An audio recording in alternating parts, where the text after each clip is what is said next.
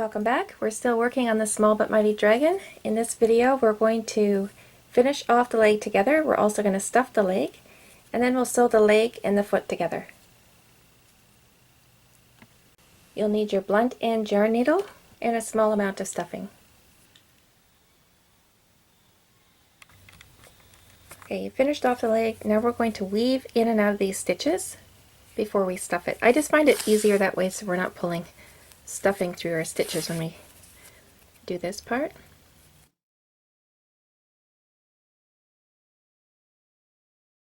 All the way around to where you started. Before pulling that, of course, we want to stuff the leg. So let's do that. I've stuffed right to the top. And you, of course, want to make sure that you have both legs are the same amount of stuffing in them. Now you can close this. Just pull it lightly, just enough to close it up. That's all we want to do. Because we're going to be sewing the bottom of this to the foot, so we need a little bit of a surface there to work with. So now we can knot this off.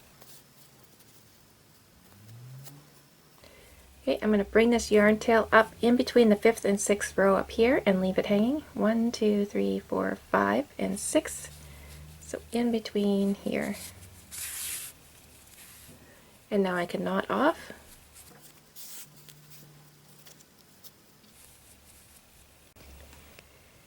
So this is how it will go onto the dragon. If we're jointing the legs, this is where you want the yarn tail to be.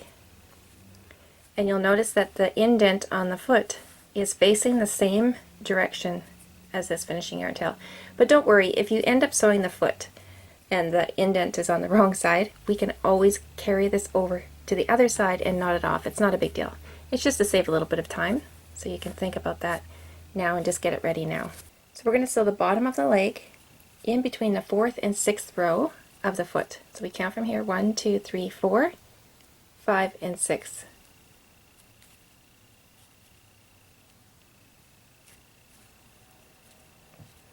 That's the part we sewed closed. So when you sew them on, when they're sitting, if you're jointing the legs, this is how you want them to look if they're sitting. You want that nice side of the foot facing towards you.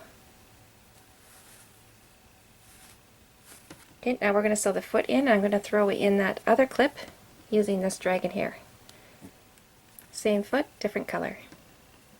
So we're going to take that side there that we sewed closed, and that's going to go against the leg like that.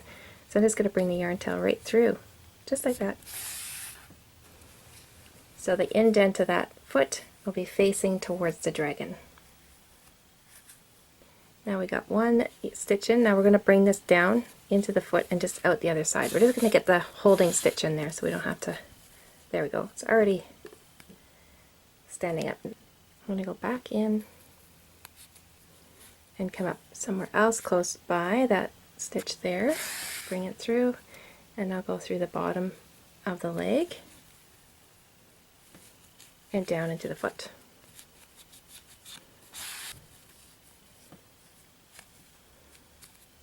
Okay, I'm going to go back in that same stitch hole I just came out of, and I'll come up here right beside the leg, go through the bottom stitch, and then down into the foot. And I'm just going to keep going around until there's no more gaps. Okay, all sewn in, and now all I have to do is just knot off here, go through that loop, pull, bring the yarn tail through and away from that area, pull on it slightly, and cut. And there, our one leg is done. Alright guys, that brings us to the end of this video. In the next video we're going to sew the legs to the body. There's two different videos for this. There's one that will show you how to joint the legs. And we don't joint with anything special, we're just using the yarn to joint them.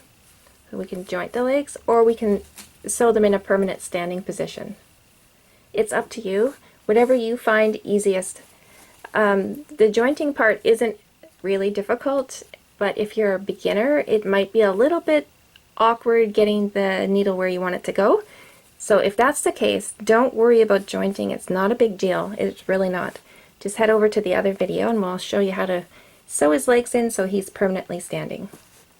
If you want jointed legs, you go here, and if you want standing legs in a permanent position, then go here. I'll meet you over there.